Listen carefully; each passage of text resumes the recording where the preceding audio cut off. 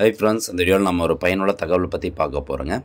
அதாவது பத்திரப்பதிவுக்கு வருவங்களிடம் சிறு சிறு காரணங்கள் சொல்லி அவர்களை அலைக்கழிக்கக்கூடாது அப்படின்னு சொல்லி கடந்த வருஷம் ஒரு முக்கியமான சுற்றறிக்கையை பதிவுத்துறை தலைவர் சார்பாக வெளியிட்டிருந்தாங்க.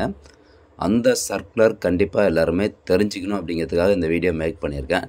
ஏன்னா நம்ம பத்திரப்பதிவு பண்ணும்போது இந்த இடத்துல டாட் இல்லை, இந்த இடத்துல கமா இல்லை, ஸோ இந்த மாதிரி சின்ன சின்ன விஷயங்கள்லாம் சொல்லி அவங்கள தேவையில்லாமல் பத்திரப்பதிவு பண்ணி கொடுக்காம தேவையில்லாமல் அலைக்கழிப்பாங்க. ஸோ அந்த மாதிரிலாம் பண்ணக்கூடாது அப்படிங்கிறதுக்கான ஒரு அறிவுரை கொடுத்துருக்குறாங்க. இங்கே பாருங்கள், ஆவணப்பதிவுக்காக வரும் ஆவணதாரர்களுக்கு ஆவணம் தொடர்பாக உரிய விவரங்கள் தெரிவிக்கப்படுவது தொடர்பாக அறிவுரை வழங்குவது குறித்து அப்படின்னு சொல்லியிருக்காங்க. அப்போ அதில் என்ன சொல்லியிருக்காங்க அப்படிங்கிறத நம்ம முழுசாக பார்க்கணும்.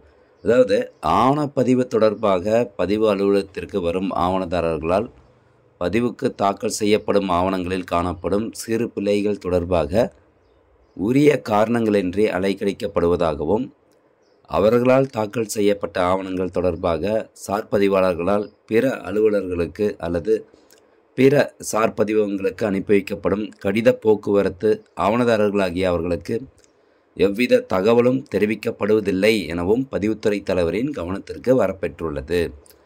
சின்ன சின்ன காரணங்கள் சொல்லி பத்திரப்பதிவை தடுத்து நிறுத்துகிறாங்க.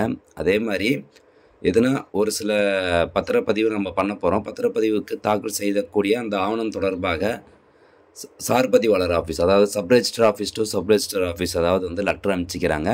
பட் அது சம்மந்தமாக அந்த ஆவணதாரர்களுக்கு எதுவுமே சொல்கிறது கிடையாது அப்படிங்கிறத ஒரு நியூஸ் இந்த பதிவுத்துறை தலைவருடைய கவனத்திற்கு போயிருக்கிறதாகவும், அதனைத் தொடர்ந்து ஒரு நேர்வில் வங்கி ஒன்றால் உரியவாறு எழுதப்பட்ட விற்பனை சான்றாவணம், அதாவது சேல்ஸ் சர்டிஃபிகேட், உரிய கோர்வையின் பொருட்டு ஒரு சார் பதிவாளருக்கு அனுப்பி வைக்கப்பட்டுள்ள நிலையில் அச்சார் பதிவாளர் அந்த ஆவணத்தில் கண்டுள்ள சொத்தானது தமது அலுவலக வரம்பிற்கு உட்பட்டதன்று என பிரிதொரு சார் பதிவத்திற்கு அனுப்பி வைத்துள்ளார்.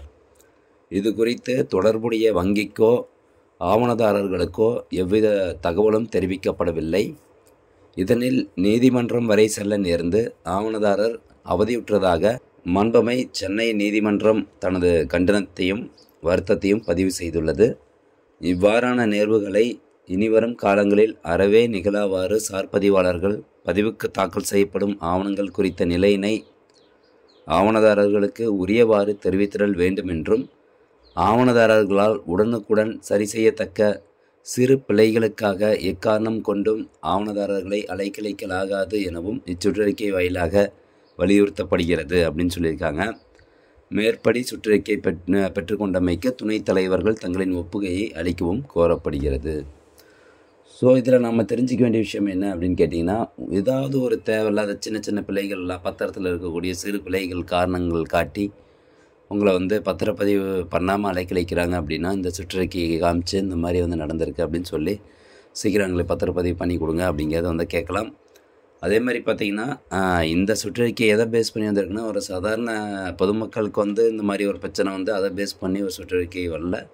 இங்கே நம்ம பார்க்க வேண்டியது என்னென்னா, ஒரு பேங்க்குக்கு ஏதோ பிரச்சனை இருந்திருக்கு. பேங்க்கினுடைய சேல்ஸ் சர்டிஃபிகேட்டை அவங்க சார் பதிவாளர் வேறு ஒரு சார் பதிவாளருக்கு அனுப்பி வச்சுருக்காங்க. அது சம்மந்தமான தகவல் இந்த சார் பதிவாளர் அந்த ஆவணதாரர்களை சொல்லலை. ஸோ அவர் நீதிமன்றத்தை நாடி இருக்கிறாரு. நீதிமன்றம் பார்த்திங்கன்னா அது கண்டனம் தெரிவிச்சிருக்கு. ஸோ அந்த கண்டனத்தை தொடர்ந்து தான் இந்த ஒரு சுற்றறிக்கையை வெளியிட்டிருக்கிறாங்க. பட் எதுவாக இருந்தாலும் நீங்கள் இது ஒரு பேக்கப் டாக்குமெண்ட்டை எடுத்துக்கலாம். ஸோ இந்த சுற்றறிக்கைக்கான அந்த பிடிஎஃப் லிங்க்கு நம்ம சேனலுடைய டெலகிராம் சேனலில் இருக்குது. டெலகிராம் சேனலுக்கான லிங்க் டிஸ்கிரிப்ஷனில் இருக்குது.